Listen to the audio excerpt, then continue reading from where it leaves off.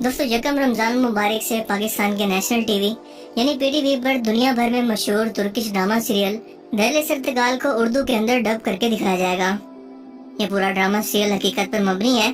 जो मुसलमानों के एक शानदार माजी, इनके इत्तेहाद की ताकत यानी कि खिलाफत उस्मानिया को अता किए गए नेक, बहादुर, ज़हीन, जंगजू और निडर हुक्मरानों की तारीख को हकायक के साथ ऐसे खूबसूरत अंदाज के अंदर पेश कर रहा है कि मुसलमानों को उनका सुनहरा माजी एक बार फिर से याद करवाया जाए,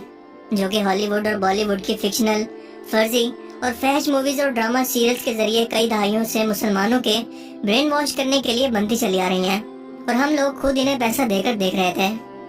दहले सरतगाल ड्रामा दिसंबर 10, 2014 के अंदर तुर्की में पहली बार रिलीज हुआ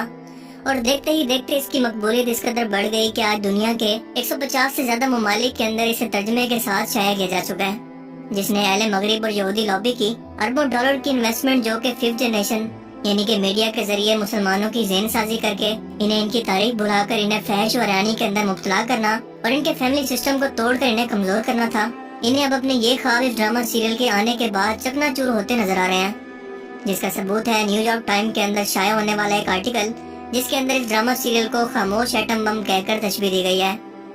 क्योंकि ये हॉलीवुड के फर्जी सुपर हीरोज के बजाय मुसलमानों के असल सुपर हीरोज और इनकी तारीख को यूं दिखाता है कि किसी भी मुल्क और कौम के खिलाफ दुश्मनों की साजिशों को हक और ईमानदारी और वफादारी के रास्ते पर चलकर कैसे मुसलमान आसानी से ज़ेर कर सकते हैं। वो मुसलमान जिन्होंने 1291 से लेकर 1924 तक यानी सल्तनत उस्मानिया के दौर के अंदर उम्मत मुस्लिमा का अपनी तलवारों से दिफा किया और 600 साल तक इस्लामी खिलाफत को कायम किया रखा। इस ड्रामा सीरियल ने क्यों अहले मगरिब की नींदें हराम कर रखी हैं और इनके मंसूबों पर मुस्तकबिल के लिए खतरे की घंटी कैसे बजा दी है, इसे समझने के लिए सबसे पहले आपको अर्तुगल गाजी, जो खिलाफत उस्मानिया की बुनियाद रखने वाले सबसे पहले इंसान थे, इनकी तारीख और खिलाफत उस्मानिया के क़याम, इसके अरूज और ज़वाल को मुख्तसर तौर पर समझना होगा। मैं कोशिश करूंगा कि इस लंबे टॉपिक को आपको मुख्तसर करके और जितना हो सके इसे प्रिसाइज करके आपको समझाने की कोशिश करूं। दोस्तों, सल्तनत उस्मानिया जब दुनिया के 3 बड़े आज़मों तक फैली हुई थी और दुनिया की सबसे मजबूत सल्तनत थी, इसे एक के बाद एक ऐसे काबिल और नेक हुक्मरान मिले जो इसकी शान शौकत को मजीद बढ़ाते चले गए, जिसने इस वक्त की सुपर पावर यानी कि मंगोल और सलेबियों की नींदें हराम कर दी थी और इन्हें बताया कि जंगें सिर्फ तलवारों से नहीं बल्कि सोच और तदबीरों से भी जीती जाती हैं, क्योंकि मंगोलों के पास खूंखार किस्म की फौज थी, तलवारें और जंगी हिकमत अमली तो मौजूद थी, जो इन्हें फतुहात पर फतुहात देती चली गई। लेकिन किसी भी मुल्क को फतह करने के बाद इनके पास इस मुल्क को चलाने के लिए कोई निज़ाम मौजूद ही नहीं था, जो बाद में खिलाफत उस्मानिया ने इस्लामी कवानीन को अपनाते हुए इस जमहूरी दुनिया को दोबारा से याद करवाया। तो शुरुआत होती है चंगेज खान के कुर्दिस्तान पर हमले से, जब इस हमला के बाद यहाँ के कुछ चरवाए नकल मकानी करके अपने एक सरदार की ज़ेर निगरानी तुर्की के इलाके अनातोलिया में पहुँच गए और इस सरदार का नाम था अर्तुगल। जी हाँ, वही अर्तुगल गाजी जिस पर यह पूरी ड्रामा सीरियल मौजूद है। ये 100 खानदान थे और 400 घुड़सवारों का बड़ा लश्कर था। अनातोलिया के इलाके पर इस वक्त सल्जोती सल्तनत कायम थी, जो कि बार बार इस वक्त की सुपर पावर के हमलों यानी कि रोमी फौज और तातारी यानी चंगेज खान की औलाद के हमलों की वजह से बहुत ज्यादा कमजोर हो चुकी थी। सुल्तान अल्प अरसलान जैसे अजीम हुक्मरान ने सल्तनत की बुनियाद रखी थी। जब अर्तुगल यहाँ पहुंचे तो इस वक्त भी सल्जोती फौज और रोमी फौज की आपस के अंदर लड़ाई जारी थी। अर्तुगल ने इस वक्त कमजोर और हक का साथ देने का फैसला किया और सल्जोती फौज के हुक्मरान अलाउद्दीन के साथ कंधे से कंधा मिलाकर रोमियों से इस तरह से लड़े कि इन्हें भागने पर मजबूर कर दिया,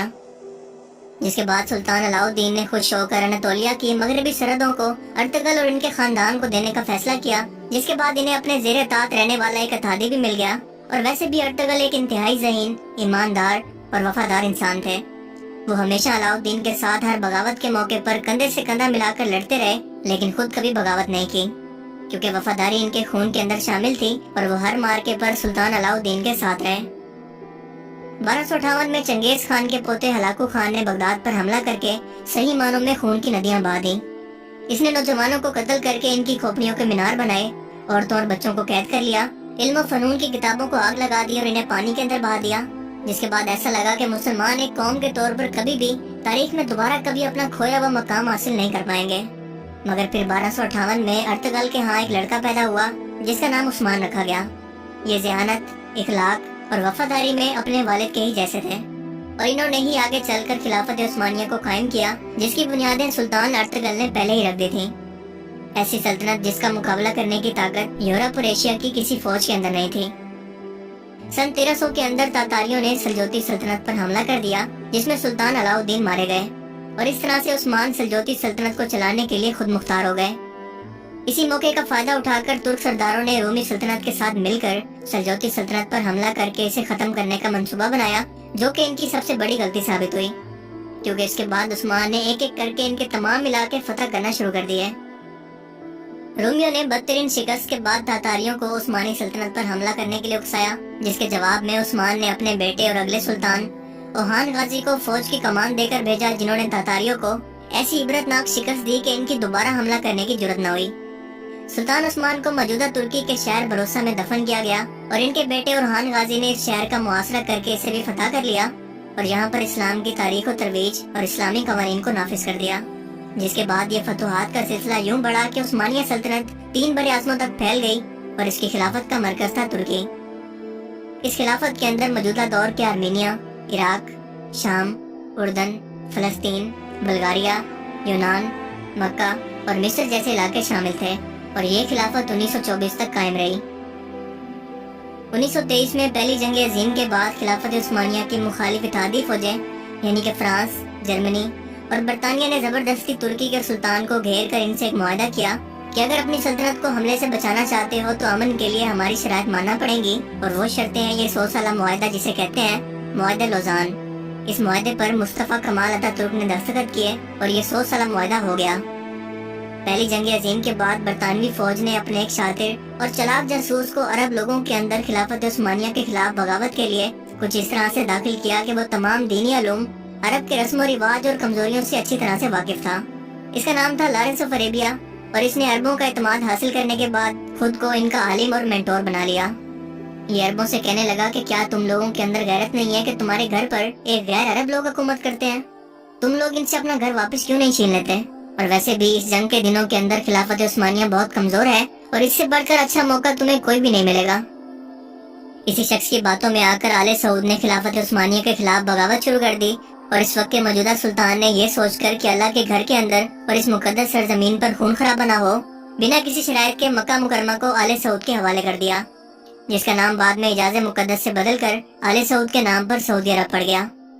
इसीलिए सऊदी अरब के मौजूदा हुक्मरान शहजादा मोहम्मद बिन सलमान ने $40 मिलियन लगाकर अर्तगल गाजी ड्रामा के मुकाबले में ममलिकतन नार के नाम से एक ड्रामा सीरियल तैयार की, जिसके अंदर तुर्कों को एक बुज़दिल और नाअहल कौम दिखाने की कोशिश की, लेकिन ये ड्रामा बुरी तरह से फ्लॉप हो गया। तो फिर से वापस आते हैं मुआहदा लोजान की तरफ, जिसकी 100 साल की मुद्दत 2023 के अंदर मुकम्मल हो रही है। इस मुआहदा की शर्त ये थी कि तुर्की के तमाम वसाइल से सुल्तान दस्तबरदारी का ऐलान करें, इनकी तमाम जायदादें जब्त कर ली गई, खिलाफत दोबारा से कायम करने पर पाबंदी लगा दी गई, तुर्की पर पेट्रोल की डीलिंग पर भी पाबंदी लग गई, इसकी बंदरगाह बासफोरस जो कि इंतहाई अहम है और एशिया को यूरोप से कम तरीन फासले से मिलाती है। इसके एक तरफ है ब्लैक सी और दूसरी तरफ है मेडिटेरियन सी। इसे आलमी मलकियत करार दे दिया गया, यानी कोई भी गुजरने वाले जहाजों से कोई भी टैक्स तुर्की 100 साल तक इस मुआहदे की रूह से नहीं ले सकता। यानी कि तुर्की के हाथ पांव बांधकर इसे 100 साल के लिए एक साइड पर फेंक दिया गया और मुस्तफा कमाल अतातुर्क ने इस्लामी तुर्की को एक सेकुलर तुर्की बनाने का आगाज किया, जिसके बाद हर तरफ बेहयाई, शराब नोशी और मगरबी कल्चर आम होने लगा। यानी कि तुर्की मुसलसल दीन इस्लाम से दूर होता चला गया। मुस्तफा कमाल अतातुर्क ने इस्लाम की मुखालफत के अंदर हर वो काम किया जिसके करने से इस्लाम हमें रोकता है। जिसके बाद अल्लाह ने तुर्की को तैयब रजब उर्दगान जैसा उम्मत मुस्लिमा का दर्द रखने वाला लीडर दिया, जिसने कमाल समझदारी और बिना फौज, अदलिया और अपोजिशन के टकराव के सेकुलर तुर्की को एक बार फिर से इस्लामी तुर्की की जानिब गामजन कर दिया है। और 2023 तो सिर्फ 3 साल ही दूर है, जिसके बाद ये तमाम पाबंदियां खत्म हो जाएंगी और तुर्की तमाम फैसले करने के अंदर न सिर्फ खुद मुख्तियार होगा, बल्कि अपने वसाइल दोबारा इस्तेमाल करने पर और खिलाफत कायम करने पर भी इस पर कानूनी तौर पर कोई पाबंदी नहीं होगी। और इसी चीज ने यूरोप की नींदें हराम कर रखी हैं और यही वजह थी कि 15 जुलाई 2016 को तुर्की की फौज के जरिए इसराइल और अमेरिका ने तुर्की के अंदर बगावत की कोशिश करवाई, मगर तुर्की की आवाम ने फौज के टैंकों के आगे लेटकर इस बगावत को कुचल दिया, क्योंकि ये साजिशी लोग जानते हैं कि मुसलमान अगर एक बार फिर से अर्तगल गाजी जैसे मर्द मुजाहिद की तरह और सल्तनत उस्मानिया की तरह एक बार फिर से इकट्ठे हो गए तो फिर इनको हर एक जुल्म और ज्यादती का जवाब देना पड़ेगा, जो जुल्म ये एक के बाद एक मुसलमान ममालिक को तबाह करने के बाद अब तक करते चले आ रहे हैं। ये लोग जानते हैं कि इन्हें भी रोमियो की तरह या तातारियों की तरह रोन दिया जाएगा, मगर अफसोस कि आज का मुसलमान अपनी इस तारीख के बारे में बिल्कुल भी नहीं जानता। इसीलिए इस ड्रामे को खत्म करने के लिए ओछे हथकंडे इस्तेमाल किए जा रहे हैं कि किसी तरह से इसे बदनाम करके रोका जाए, जिसे यहूदी लॉबी दुनिया भर के अंदर अपने मोहरों को इस्तेमाल करते हुए और अपना असर रसूख इस्तेमाल करके किसी भी तरह से इस ड्रामा सीरियल को बैन करवाने की कोशिशों के अंदर लगी हुई है। दोस्तों, सल्तनत उस्मानिया ने फतुहात और जंगे भी इस्लामी असूलों पर लड़ी, कैदियों के साथ भी वही सलूक किया जो इस्लामी तालीमात हमें सिखाती हैं। इन्होंने मंगोलों की तरह खोपड़ियों के मीनार नहीं बनाए, बल्कि सिर्फ इन लोगों पर हथियार उठाए जिन पर उठाने की इस्लाम ने इजाजत दी है। इन्होंने हर एक फतह शुदा इलाके को इस्लामी कवानीन के मुताबिक चलाया, अकलियतों को भी बराबर के हकूक दिए, अदल इंसाफ कायम किया। मस्जिद नबवी, गुंबद खजरा, मस्जिद हराम की जदीद तामीर और तोसी,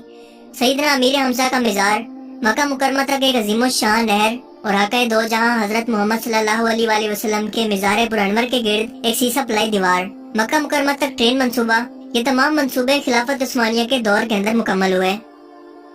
दोस्तों, तारीख के अंदर अर्तुगरुल गाजी जैसे बहुत ही कम हुक्मरान पैदा हुए और हमारी तारीख भी हमें ये सिखाती है कि जब तक हम इस्लामी असूलों को नहीं अपनाएंगे, हमारे पास कितनी भी ताकत हो और हम जितने भी वसाइल जमा कर लें, सब के सब बेकार हैं, क्योंकि जंग सिर्फ हथियारों की बजाय असूलों और हौसलों से जीती जाती है। आज हम मुसलमान दुनिया पर वो अरूज दोबारा इसलिए हासिल नहीं कर पाए क्योंकि हम मजमूई तौर पर इस्लामी निज़ाम से महरूम हैं। इस वक्त पूरी उम्मत मुस्लिमा पर यह फर्ज है कि अपनी इस्तिताअत के मुताबिक इस्लामी निज़ाम के निफाज की कोशिश करे, अपना खुद का इत्तेहाद कायम करे, जैसे अहले कुफ्र ने यूनाइटेड नेशन की सूरत में मुसलमानों के खिलाफ कर रखा है। अल्लाह ताला मुझ समेत तमाम मुसलमानों को इस फरीज़े के लिए कबूल फरमाए और हम मुसलमानों को हमारी असल तारीख और ताकत को समझने की तौफीक अता करें, क्योंकि दोस्तों, जो कौमें अपनी तारीख भुला देती हैं वो सफ़े अफ्सी से मिट जाती हैं। मुझे उम्मीद है कि आज की इस वीडियो से आपको कुछ नया जानने को मिला होगा और ये वीडियो आपको पसंद आया होगा।